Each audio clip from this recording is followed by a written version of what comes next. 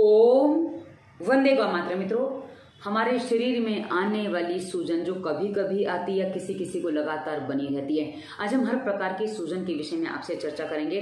मित्रों, इस वीडियो के निर्देशों को यदि आप ध्यान से सुनते हैं, समझते हैं, पालन करते हैं, तो आप जो सूजन से परेशान है, जिनको नियमित सूजन बनी है, जब कभी कभी आ जाती है, आपको उसका कारण समझ में आ जाएगा। और कारण समझेंगे तो आपको, यदि सामान्य सूजन है, से 2 से 3 दिन में आपको आराम मिल जाएगा। उसके बाद कभी आपको सूजन का सामना नहीं करना पड़ेगा।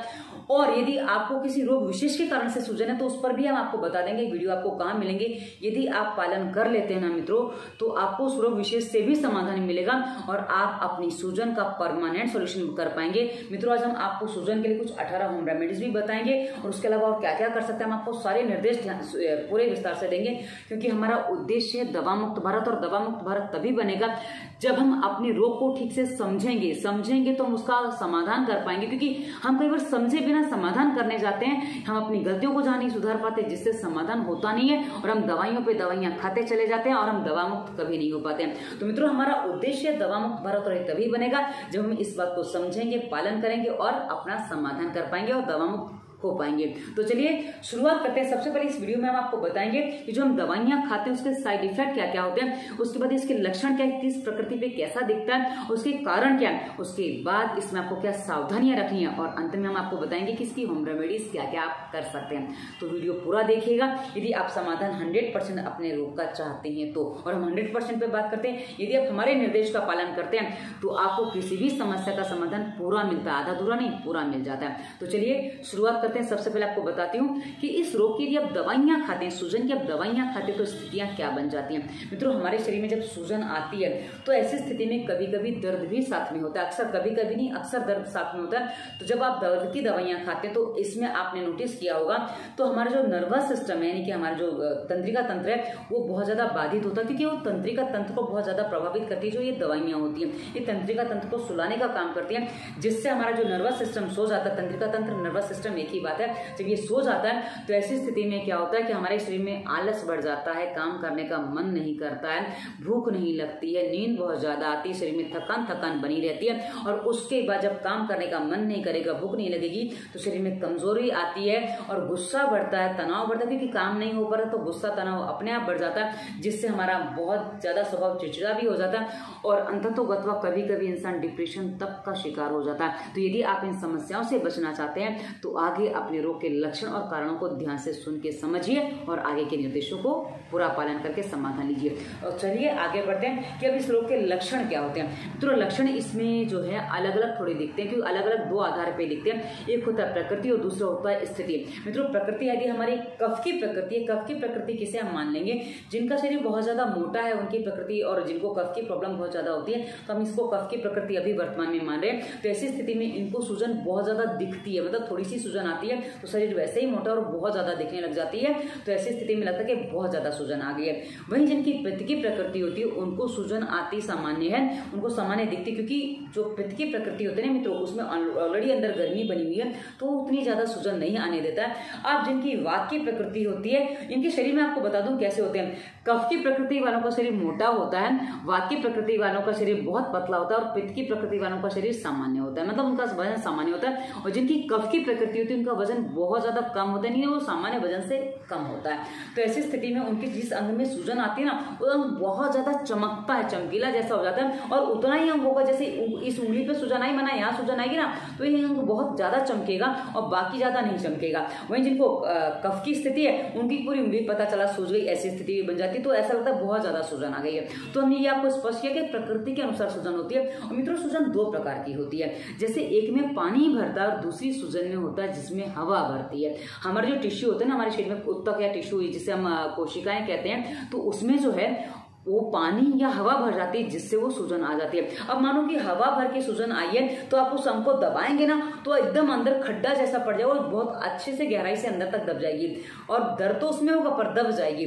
तो उसके अलावा मित्रों, किसी किसी को क्या होता है, जिनको पानी भरने से सूजन आती है, वो दबाने जाएंगे, दबेगा नहीं, वहाँ पिलपिलापन महसूस होगा, जैसे आम कैसे पिलपिला देते हैं वैसा महसूस होगा, उनका दर्द ज्यादा महसूस होगा। तो ये दोनों में अंतर होता है, सूजन में। अब ये सूजन किस कारण से कौन सी आती है हम आपको वो भी बता देंगे, ताकि स्पष्ट हो जाए मित्रों, जिनको किडनी ठीक से काम नहीं कर पाती है उनको पानी भरने वाली सूजन आती है, और जिनकी किडनी ठीक से काम कर रही है तो उनको हवा भरने वाली सूजन आती है, क्योंकि उनका पानी निकल रहा है तो उसको में पानी नहीं भर पाता है तो उनको हवा भरने वाली सूजन आती है, तो जिसमें कहा ना दबाने से वो दब जाता है। और ये सूजन जो है बहुत कई तरीके से हो जाती है। तो मित्रों, अब इसमें जो सूजन आती है उसमें होता क्या, इसमें प्यास बहुत ज्यादा लगती है, मुंह सूखा सूखा लगता है, स्किन भी सूखी सूखी लगती है, और साथ ही किसी किसी को बुखार आ जाता है, दर्द भी होता है। तो ये हमने इसके सामान्य लक्षण आपको बता दिए, और इसके जो पीछे बड़ी जो विषय थे वो हमने आपको बता दिए, ताकि आपको अपनी समस्या समझने में सरलता हो, क्योंकि जितनी समस्या समझने में सरलता होगी ना उतना ही आपको समाधान करने में सरलता होगी।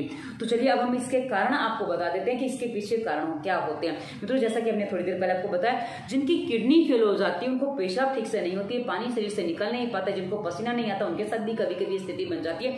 तो ऐसी स्थिति में कभी कभी शरीर के अंदर जो सूजन आती है वो पानी बढ़ने से होती है। तो ये एक बहुत बड़ा कारण होता है। तो इसके लिए आप हमारी प्लेलिस्ट है वीडियो डिस्क्रिप्शन में, दवा मुक्ति प्लेलिस्ट में हमने बहुत सारी वीडियो दिए। जितने भी वीडियो रोगों के आएंगे ना, आगे जितने भी रोग हम आपको गिनाएंगे उन सभी रोगों पर आपको दवा मुक्ति प्लेलिस्ट में किडनी से लेकर हृदय रोग में हर विषय पे आपको वीडियो मिल जाएगा, जिसका पालन करके अपने उस मूल रोग को ठीक कर पाएंगे तो आपके शरीर की सूजन निकल जाएगी, फिर आपको सूजन का सामना नहीं करना पड़ेगा। तो हमने वह वो वीडियो दिया, आपको समझ लेंगे तो आपको आसानी हो जाएगी। उसके बाद मित्रों, जिनको हृदय रोग होता है इसके लिए भी वीडियो वहीं मिलेगा। तो जिनको हृदय रोग होता है उनके हाथों पैरों में इनकी जांघों में अक्सर सूजन बनी रहती है। उसके बाद जिनको लीवर में प्रॉब्लम होती है उनके पेट पे सूजन बनी रहती है। जिनको कब्ज की प्रॉब्लम होती है उनकी पिंडलियों में सूजन बनी रहती है। तो ये जो स्थिति है ना मित्रों, ये अलग अलग तरीके से होती है, तो अलग अलग सूजन होती है। और वहीं जिनको मासिक धर्म के दौरान सूजन आती है उनके शरीर में कहीं भी सूजन आ जाती है। और उसके बाद कुछ लोगों को चावल और खट्टा खाने से भी सूजन आ जाती है। मतलब रात को यदि आप चावल और खट्टा खाते हो, थोड़ा ज्यादा खट्टा खा लिया, रात को खट्टा चावल नहीं खाना चाहिए, आयुर्वेद इसका मना करता है, पर कई बार कुछ लोग समझते नहीं है, मानते नहीं, रात को खट्टा खा लेते हैं, चावल खा लेते हैं। तो ऐसी स्थिति में आपके शरीर के किसी भी अंग में सूजन आने की संभावना बन जाती है। तो रात को खट्टा और चावल कभी नहीं खाना चाहिए, इनसे आपको बचना चाहिए। आप पतली खिचड़ी खा सकते हैं, घी खा सकते हैं, दही के साथ नहीं, कढ़ी वगैरह नहीं खा सकते। आप बोलेंगे हम गर्म करके चलेंगे, नहीं चलेगा, बिल्कुल नहीं चलेगा, कढ़ी भी नहीं चलेगी। कढ़ी खानी है दिन में खाइए, खट्टे कोई चीज खानी है दिन में खाइए, टमाटर खाना है दिन में खाइए, नींबू खाना है दिन में खाइए, हाँ दही खाना है सुबह खाइए, पर दही नियमित नहीं खाना है। तो ये आपको जो चीजें खानी है, खट्टी चीजें सुबह खा लीजिए, दोपहर तक खा लीजिए, सूर्य के सामने तक खा लीजिए। उसके बाद यदि आप खाते तो ये आपको सूजन देगा। और फ्राइड राइस खाते तो वो सूजन देगा, हाँ पतली खिचड़ी आपको सूजन नहीं देगी, खिचड़ी सूप आपको सूजन बिल्कुल नहीं देगी, उसमें आपको समस्या नहीं, पर वो गरम गरम आपको खानी है तो सूजन नहीं देगी।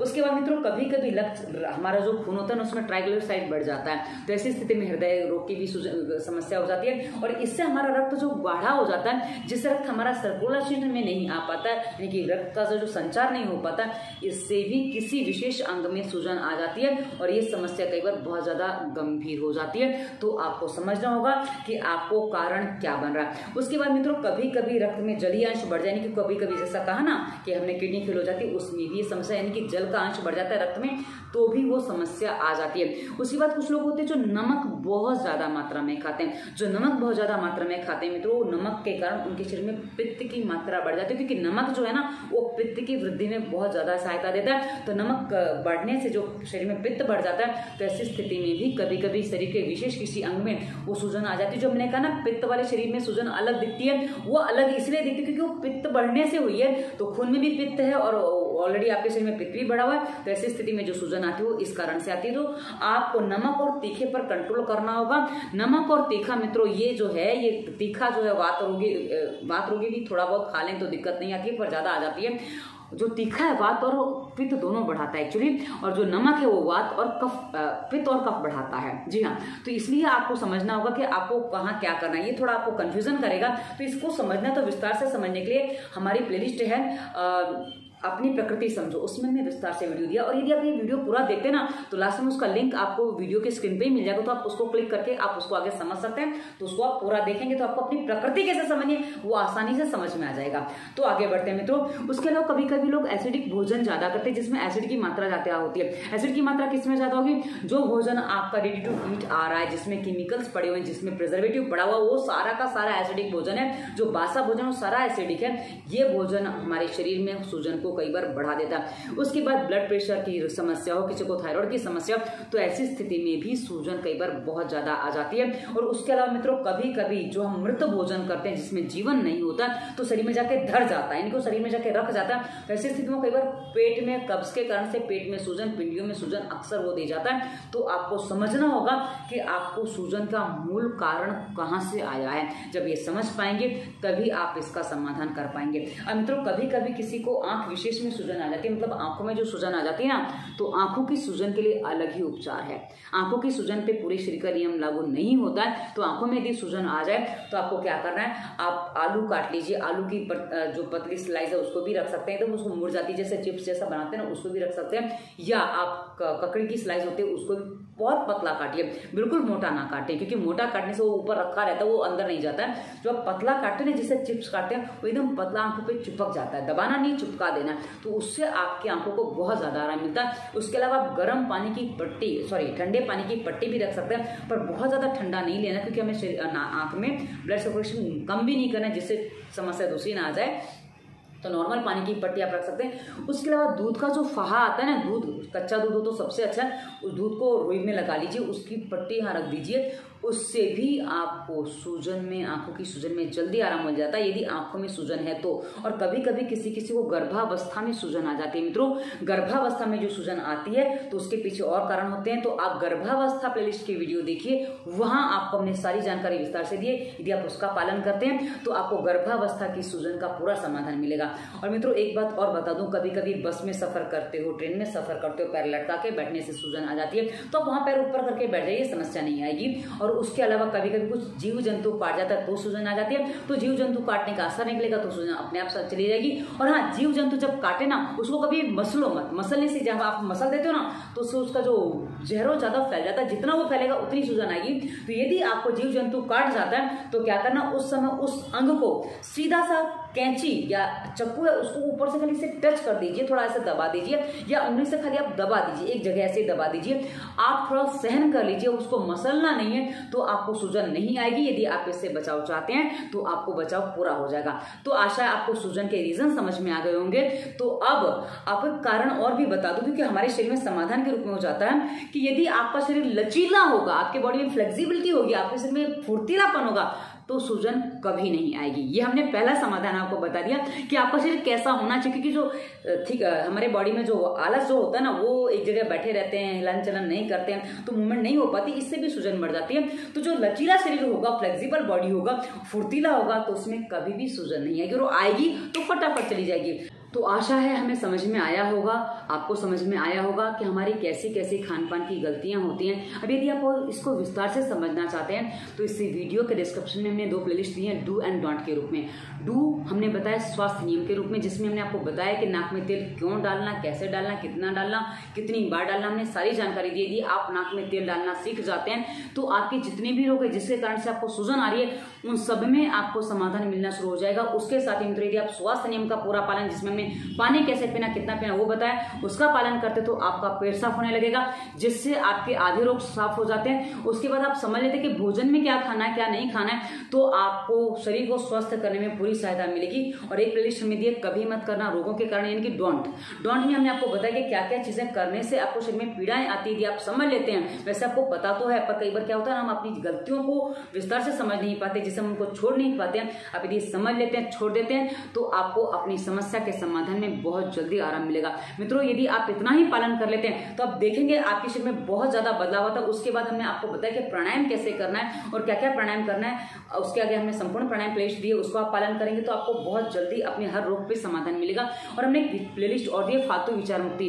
जो लोगों के दिमाग में फालतू के विचार घूमते रहते हैं, कुछ भी चलता रहता है, रुकते ही नहीं, विचार रुकने का नाम नहीं लेते, तो ये वीडियो देखेंगे तो आपको उससे भी समाधान मिल जाएगा, जिससे आप तनाव मुक्त हो पाएंगे। और मित्रों तनाव जो है ना, हमारे शरीर में आने वाले अनेकों रोगों का कारण होता है, ऐसा आप भी जानते हैं। तो चलिए हमने आपको बता दिया कि आपको क्या क्या करने की शुरुआत करनी थी। इसके बाद अब हम आपको बताते हैं कि और क्या क्या करना है। मित्रों यदि अभी आपको सूजन है तो मेरे साथ ये प्रयोग कर लीजिए, यदि आपके पास कोई है तो उससे करवा लीजिए, क्योंकि सूजन आपको आप नहीं कर पाएंगे, क्योंकि हम अपने आप को दर्द नहीं दे पाते, पीड़ा नहीं दे पाते हैं। तो क्या करना है, आपको अपने हाथ को पकड़ के ऐसे पकड़िए, उसको जोर से दबाना है। दबाना कितनी जोर से? आपको इतना दबाना है कि आपको सहन करने के ऊपर थोड़ा सा निकल जाए। जी हाँ, सहन करना है, उसके ऊपर थोड़ा निकल जाए। उसके बाद आप इतनी देर दबाइए कि आपको पसीना आ जाए। आप बोलेंगे हमें तो बैठे बैठे पसीना आ जाता है। बिल्कुल आ जाता है, पर यदि आप दबाएंगे अभी आपको पसीना नहीं आ रहा तो दबाएं। इतना आपको दबाना है कि आपके शरीर में महसूस होगा कि गर्मी हो रही है, शरीर में महसूस होगा कि कुछ ब्लड सर्कुलेशन हो रहा है। तो ऐसे आप एक हाथ दबाइए, फिर दूसरा हाथ दबाइए। आप खुद नहीं दबा पा रहे, किसी से दबा लीजिए, वो आपको दबा देंगे। तो आपको जो दबाने वाले को ध्यान रखना है कि हाँ मैं कैसे दबा रही हूँ, वैसे आप दबा दीजिए ताकि इनको आराम हो जाए। पूरा दबा देना है। तो आप ये उंगलियां ऐसे, जो उंगलियां ना ये भी ऐसे करके दबा देनी है। ये बहुत जल्दी आपको सूजन में आराम देंगी, आपको दर्द में भी आराम देंगी। आशा पे कर लेंगे जिससे आपको अभी का अभी आराम मिलने लग जाएगा। अब हम आगे बताते हैं आपको होम रेमेडीज में क्या क्या फॉलो करना है। मित्रों, सबसे पहले होम रेमेडीज जो हमारी है सूजन के लिए, हल्दी, मिश्री, घी, दूध है। जी हाँ, हल्दी, मिश्री, घी, दूध। हल्दी वाला दूध हमने बहुत सारी वीडियोज में बताया। आपको दूध लाना है, एक ही बार गर्म करना, उसको बार बार गर्म नहीं करना, उसकी मलाई नहीं निकालनी है। हल्दी वाला दूध जो आपको बनाना, हल्दी लेनी है। हल्दी यदि आपकी पित्त की प्रकृति है तो हल्दी नहीं लेनी है, इसमें ये ध्यान रखिएगा। यदि आपके शरीर में जलन है तो इसमें हल्दी नहीं डालेंगे। पर हाँ, 4 चीजें हमने बताई हैं। और यदि आपको कफ ज्यादा है तो आप इसमें मिश्री और घी नहीं डालेंगे, तो फिर हल्दी और दूध ही आप लेंगे। और वात की प्रॉब्लम है तो आप तीनों ले सकते हैं, चारों चीजें डाल सकते हैं, कोई समस्या नहीं है। पर हाँ, आपको क्या करना है, हल्दी, घी, दूध और मिश्री, ये चारों चीजें मिलानी है। इसको फेंट लेना है और इसको फेंट के आप पी लीजिए। ये रात को सोते समय आपको पीना है। ये आपका पेट साफ करने में आपकी सहायता करेगा, जिससे आपके शरीर में हल्कापन आएगा और आपकी सूजन में आराम मिलने में आपको शुरुआत हो जाएगी। उसके बाद मित्रों दूसरा प्रयोग है जौ और पानी। 1 लीटर पानी में आप 100 ग्राम जौ डाल दीजिए, इसको आपको उबाल लेना है। और उसके बाद जौ का पानी रात को भिगा दीजिए, सुबह आप इसको उठ के ही उबाल लीजिए। और उबालने के बाद इसको ऐसे ही रख दीजिए, पानी ठंडा हो जाएगा तो आप इस पानी को पी सकते हैं। और जौ को आपको क्या करना है, यदि आप ये जौ वापस सुखा लेते हो तो इसको हल्का सा कूट लीजिए, इसका छिलका निकल जाएगा। इसके बाद इसका आप क्या कर सकते हो, इसका आप दलिया बना सकते हो। इसको खाने से भी इसका दलिया, जौ का जो छिलका वो निकालना जरूरी हो जाता है, नहीं तो अटकता है, तो आप उसको निकाल देंगे और उसका दलिया बना लेंगे। तो ऐसे मिक्सी में भी वो दलिया बन जाता है, उसको करने से बन जाएगा। तो यदि आप ये कर लेते हैं, ये आपके कब्ज को दूर करने में बहुत अच्छा उपाय करता है। तो आप इसको फेंके नहीं, और नहीं तो कुछ नहीं करते बना, इसको ऐसे वापस सुखा दीजिए और गेहूं में डाल के आप इसको आटे में पिसवा लीजिए। और आटा मोटा पिसवाइए, जिससे आपका पेट साफ हो। हमने स्वास्थ्य नियम में बताया, इसलिए मैं विस्तार से नहीं बता रहे हैं कि आटा कैसा पिसवाना, हमने वहां बता रखा है, तो आप देखेंगे तो आपको पता चल जाएगा। उसके बाद मित्रों तीसरा जो प्रयोग है, मक्खन और काली मिर्च। मक्खन लीजिए, करीब 10 ग्राम जितना मक्खन ले लीजिए, उसमें करीब चुटकी से 2 चुटकी आपको काली मिर्च डालनी है। ये भी आपकी सूजन में काफी अच्छा आराम देगा। आप देखिए दोनों जगह दोनों चीजें होती है, एक चिकना है और एक तीखा है। मतलब चिकना जो है वो कफ को बढ़ाता है, और जो ये जो है ना तीखा है, ये आपके पित्त और वात को बढ़ा देता है। तो दोनों को इस बैलेंस किया जाए, इसलिए तो आपको कौन सी रेमेडी सूट करे वो आपको देखनी होगी। 1-2 बार खाएंगे तो आपको पता चल जाएगा, तो आप वो ले सकते हैं। तो आपको क्या करना, मक्खन घर का बना होना चाहिए, बटर बाजार का नहीं चलेगा, ये आपको समझना पड़ेगा। घर का बना हुआ ताजा मक्खन लीजिए, उसमें ये काली मिर्च का चूर्ण मिलाइए, और इसमें चाहे तो थोड़ी सी मिश्री भी मिला सकते हैं। ये कफ नहीं है तो मिश्री मिला लीजिए, और कफ है तो आप मक्खन भी ना लें तो ज्यादा अच्छा, क्योंकि आपको उतना हितकारी नहीं है। पर जिनको वात और कफ पित्त की समस्या है वो मक्खन और काली मिर्च का प्रयोग करेंगे तो दिक्कत नहीं आएगी। उसके बाद मित्रों अगला प्रयोग है, 300 ml पानी ले लीजिए, उसमें आप 100 ग्राम गाजर के 10 ग्राम, 100 ग्राम नहीं 300 ml पानी में 10 ग्राम गाजर के बीज मिला लीजिए। इसको आपको उबालना, इसकी चाय जैसा बना के आपको पी लेना है, ज्यादा पकाना नहीं है। ये आपको गुनगुना पीना है, गुनगुने से थोड़ा गर्म रहेगा चलेगा, जैसे चाय पीते हैं वो ले लीजिए, वो आपको काफी अच्छा आराम देगा। मैं गिन नहीं रही हूँ कितने प्रयोग में बता रही हूँ, वो गिनना आपका काम है। उसके बाद मित्रों आप पुराने गुड़ में सौंठ मिला लीजिए। आप क्या करना है, इतना डेली गुड़ का ले लिया, उसमें आप आधी चम्मच सौंठ मिला सकते हैं, आधी चम्मच। आप ये कफ वाले रोगी ले सकते हैं, पित्त और वात वाले इसका प्रयोग ना करें, वरना आपकी गर्मी बढ़ जाएगी तो आपको समस्या हो जाएगी। तो ये प्रयोग आपको नहीं करना है। अब जिनको कोई भी समस्या वो ले कर सकते हैं। छठा प्रयोग जो हमारा है, नमक का पानी। नमक पानी ले लीजिए, आप 2 लीटर पानी ले लीजिए, उसमें 1 चम्मच यानी कि 10-15 ग्राम जितना नमक मिला दीजिए। उसमें आपको जो अंग में सूजन है उस अंग को उसमें डुबा के बैठ जाइए। इससे आपको 1 लीटर पानी, मैंने वो बताया कि 1 लीटर पानी में आपको उतना नमक चाहिएगा, 1 चम्मच जितना, 10 ग्राम जितना। तो आप उस हिसाब से बना लीजिए। भाई आपको 4-5 लीटर लगता है तो उतना थोड़ा ज्यादा लग जाएगा, तो आप नमक डाल लीजिए। उसमें आपको क्या करना, उसमें आपको उस अंग को डाल के बैठना है। नमक ज्यादा पानी तो थोड़ा कम कर लेंगे तो भी चलेगा, तो आप उसको डाल के बैठ जाइए। इससे आपको काफी जल्दी सूजन में आराम हो जाएगा, विशेषकर जो पैरों में आती है ना सूजन, उसके लिए काफी अच्छा इलाज है ये। उसके बाद मित्रों जो जिनको सूजन आती है उनको खजूर और केला ये मिला के भी आप ले सकते हैं, पर इसमें आपको देखना पड़ेगा खजूर बहुत गर्म होता है, यदि आपको सूट नहीं करा तो आप ना लें, और केला जिनको कफ की प्रॉब्लम है उनको केला सूट नहीं करेगा, तो आपको देख के लेना होगा। यदि आप एक खाते हो तो ये आप एक औषधि के रूप में मत खाइए, आप इसको डेली यूज करिए तो इससे आपको आराम मिलेगा।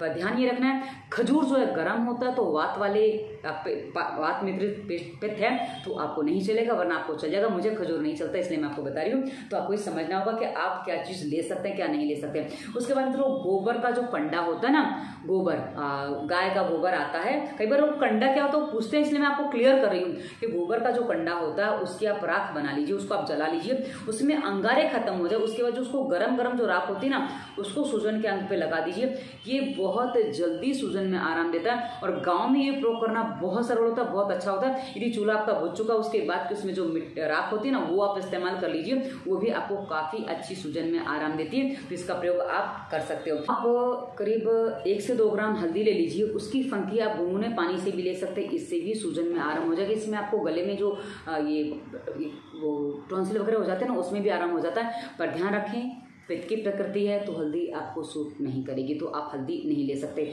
उसके बाद मित्रों जीरा और बूरा, देसी खांड जो होती है ना, बूरा है या देसी खांड जो भी आपको मिल जाए, बूरा और देसी जीरा दोनों सम मात्रा में मिला लीजिए, तौल के सम मात्रा में ले सकते हैं, वजन वो कटोरी के हिसाब से नापना ले, क्योंकि बूरा भारी होता है और जीरा हल्का होता है तो कम ज्यादा हो जाएगा।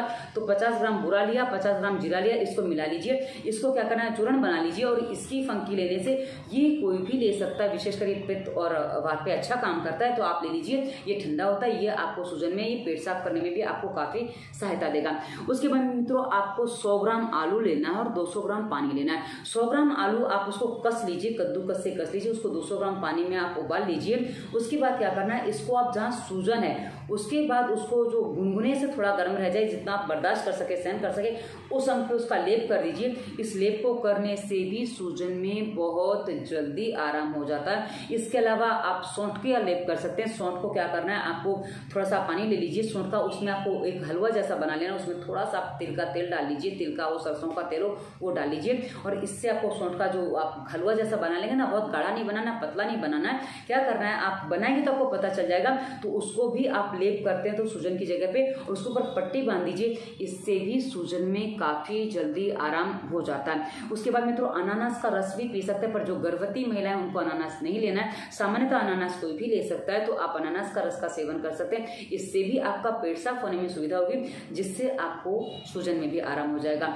अब सेब का छिलका है और वो पानी लेना है, सेब का छिलका और पानी 1-1 कप दोनों ही ले लीजिए। इसमें आपको तौलिया भिगा लेना है, यानी कि जो कपड़ा भिगा लीजिए, और सूजन के हिस्से पे आप उसको लगा दीजिए, इससे भी सूजन में बहुत जल्दी आराम हो जाता है। उसके अलावा मित्रों सूजन जो पूरे शरीर में सूजन आ जाती है, विशेषकर पेट पे सूजन आ जाती है, नाभि के नीचे के हिस्से में सूजन आ जाती है, जांघों पे सूजन आ जाती है, उसके लिए आप एक प्रयोग करें। आपको क्या करना, एक बर्तन दो ले लीजिए, उसमें एक में गर्म पानी रखना है, एक में ठंडा पानी रखना है। तो आपको क्या करना है, गर्म पानी और ठंडा पानी दोनों अलग अलग रखना है, और एक तौलिया गर्म पानी में, एक तौलिया ठंडे पानी में रखिए, और उसके बाद आपको पहले गर्म पानी की पट्टी लगानी है, उसके बाद ठंडे पानी की पट्टी लगानी है।